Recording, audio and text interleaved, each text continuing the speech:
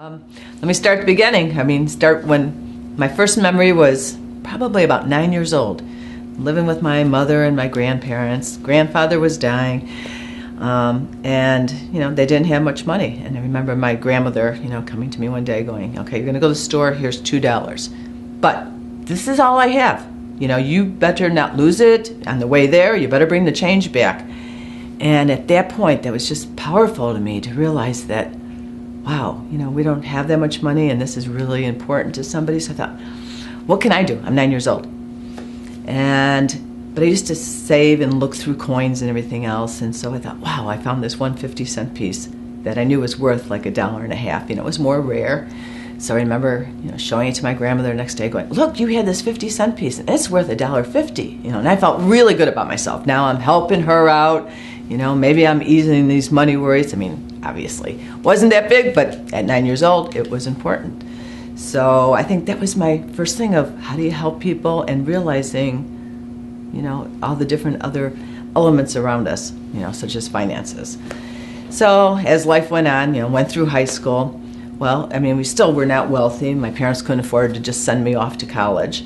So I was, fortunate to be able to get a job at that point at the organization my mother worked at. So I didn't have to buy a car and drive every day. They were instrumental in saying, look, you can save money. You don't have to be spending it on things you don't need. And so that's what I did. Didn't have to spend money on a college education because, at that day, corporates, they used to pay for your education. If you went part-time, they'd be, glad to help you out. So that's what I did. Went through my, master's program before I ended up leaving that organization. And then what happened? Well, I had somebody introduce me to the financial planning arena.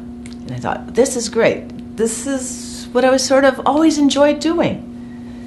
But then, of course, it was, having the family and raising the kids. So I thought, well, great. While you're raising kids and you're home with them, you can actually still do your schooling, because I always like to get that background. I like to know what's going, to have a good, solid background in anything. So I got my certified financial planning degree. Meanwhile, with a large family, I all of a sudden started having people come to me asking me, can you help me with my taxes? Wait, I don't get this 401k. What do I do with it? What does this mean? And so I realized that having gone through the studying, I had a background, and I really enjoyed helping people. So now it was a family. So fortunately, several years ago, I was able to go to, to join up with Coyle Financial, because I just liked the way they operated, the way they helped people, and that's what I enjoy doing now.